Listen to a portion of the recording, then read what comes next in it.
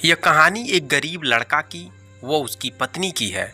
लड़का जो एक सेठ के यहाँ नौकरी करता था, बहुत कम पैसा कमाता था, लेकिन बहुत ही खुश था। उसकी पत्नी बहुत ही सुंदर थी, जिससे वह बेइंतहा प्यार करता था। उसकी पत्नी के बाल बहुत ही लंबे व सुंदर थे। वास्तव में वो अपनी पत्नी के बालों को बहुत पसंद करता था। एक दिन पत्नी के बालों में लगाने वाला हेयर क्लिप टूट गया। पति काम से घर आया। पत्नी ने कहा कि मेरे बालों का हेयर क्लिप टूट गया है, उसके बिना मैं अपने बालों को नहीं संभाल सकती।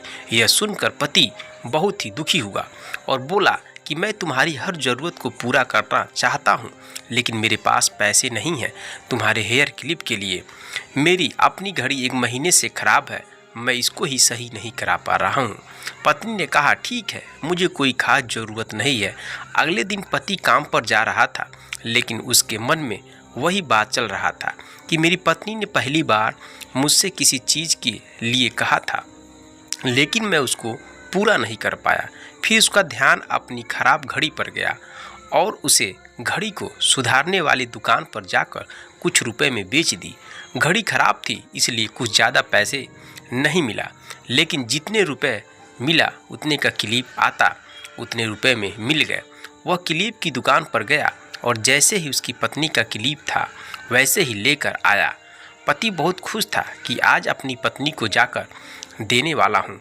पति घर पहुँचा तो देखा कि उसकी पत्नी के जो लंबे सुंदर बाल थे वो बिल्कुल छोटे करवा लिए हैं। पति ने यह सब देखकर पत्नी से कहा, यह इतने छोटे बाल क्यों करा लिए? मैं तुम्हारे लिए नया क्लिप लेकर आया हूँ। पत्नी ने कहा, मैं बाजार से गई थी और वहाँ अपने बालों को बेचकर आपके लिए घड़ी ले आई हूँ। यह सुनकर दोनों की आंखों में आंसू आ गए और दोनों गले लगकर रोने लगे।